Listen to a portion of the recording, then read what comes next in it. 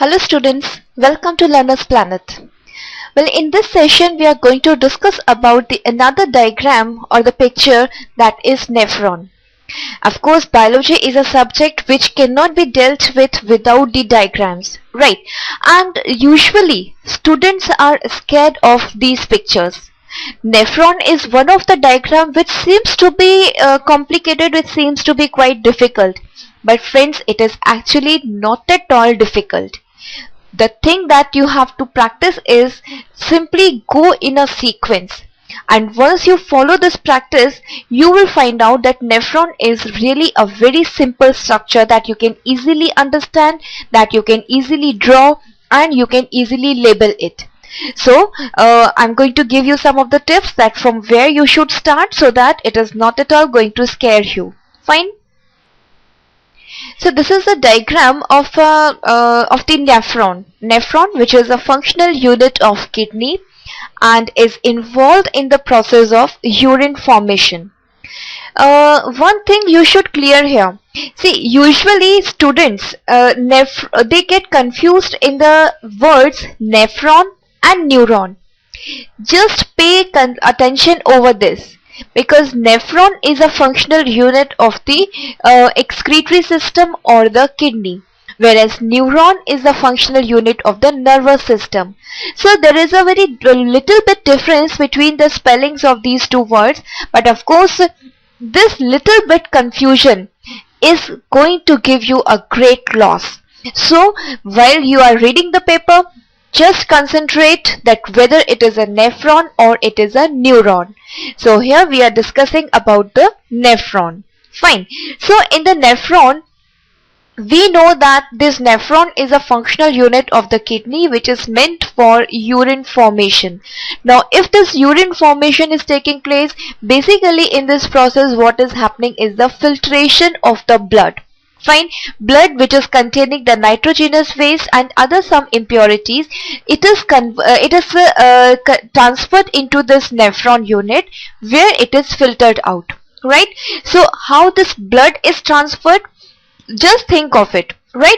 So initially when we are labeling the diagram, just see that these arteries are labeled here properly.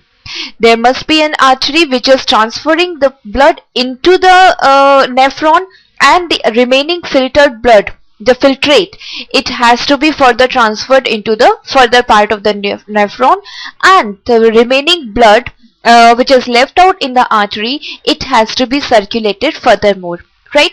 So here we are going to start the labeling with these particular arteries, right? So the very first part that we are discussing is the transport of this blood into the nephron. Right. So the things which has to be labeled here is number one, it is actually an efferent artery, or we can call it as the efferent arteriole.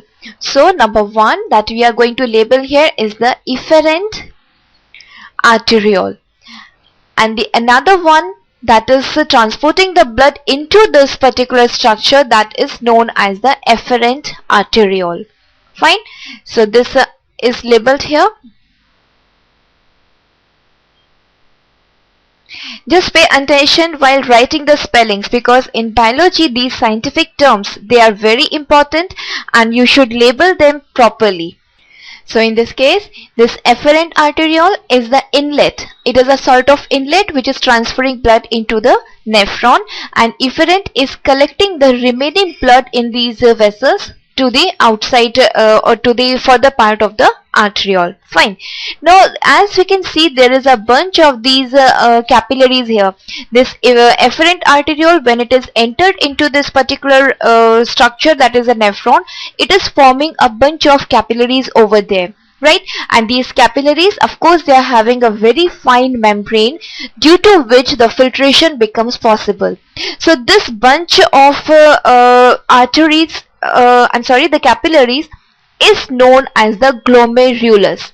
So the next part to be labeled here is the glomerulus, which is collecting the blood containing the nitrogenous waste. Fine. Now in this case the filtration is going to occur and the filtrate will pass down into this cup shaped structure which is known as the Bowman's capsule. So you can just label this particular thing here. This is labeled here as the Bowman's capsule. Now further, you can see there so this Bowman's capsule, it is having a highly permeable membrane which is going to transfer the filtrate into the further part of the nephron. Now in this case you can see this number 5 has been labeled as the Bowman's capsule. Fine. Now before we proceed, just we can introduce one important thing here, and it is that the blood is transferred into the kidney through our artery and it is collected back from the kidney through the vein, right? So these particular veins or the arteries which are connected with the kidney, that is known as the renal artery and the renal vein. So in between, let us introduce these two terms here. These two branches to these two particular vessels are shown here. Out of this red colored vessel is actually the renal artery. You can label it here, although it is not a part of the nephron, but without this, nephron is useless, because nephron is meant for the purification of the blood which is coming through the renal artery. Fine.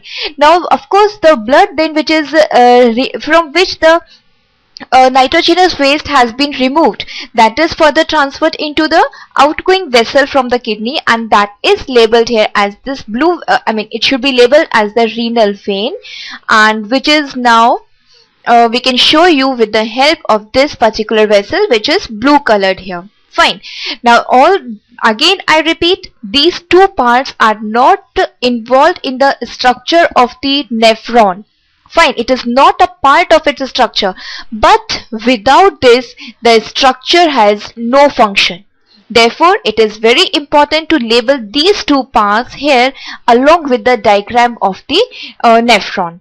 So now let us come back to this nephron. After this Bowman's capsule, the filtrate is further transferred into the tubular part, and this tubular part is actually it is divided into three regions. Fine. It is coiled. It is having different thickness. The membrane is having different thickness all over. So of course this entire loop that you can see, which is extending from this particular base of the Bowman's capsule, it arises from here, and then you can see this is a coiled part. Now it is forming this U-tube structure. You can just follow the this pointer here. And further it is again forming a small coiled branch, right? So this entire unit from here, that is from the base of the Bowman's capsule up to this distal end, this is actually the tubular part of the of this nephron, which could be known as the renal tubule also. Fine.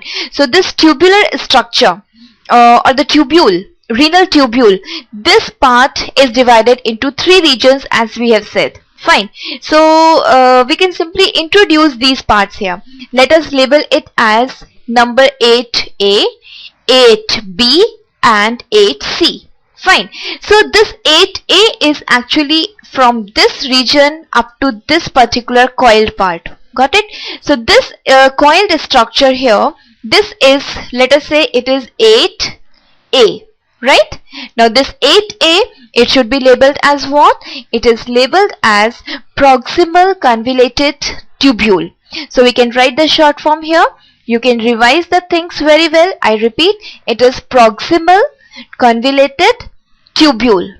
After that, it is forming this U-shaped loop-like structure which could be labeled here as 8B now.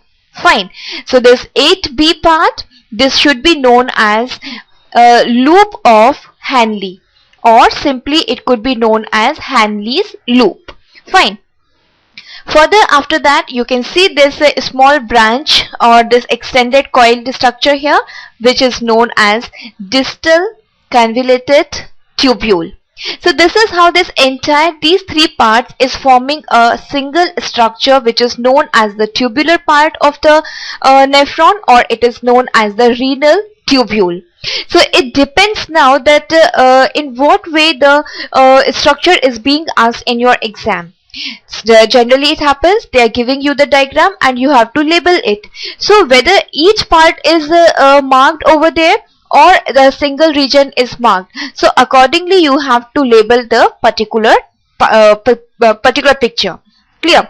Now further, this 8C is giving it is forming a collecting duct. The next part of the diagram, which should be labeled as the collecting duct. It is a duct, it is a common tubular structure which is actually connected with many tubules of the nephrons. So that is known as the collecting duct. It is going to collect the finally formed urine from the nephron and is further transferring it to the ureter, from where it is transferred to the urinary bladder and is stored for certain type of period over there. So this is how you can label the diagram. Now after labeling this entire diagram, you can see it seems to be very complicated, but actually students, it is not at all difficult. The thing that you have to follow is simply observe the picture without labeling first, and then you just read about the structure and simultaneously look at the picture and label the parts over there. So once you go in a sequence, the things are going to be clarified. It is going to be simplified further. So further we'll come back with some other tips for your examinations preparations. Till then, thank you so much. Have a nice day.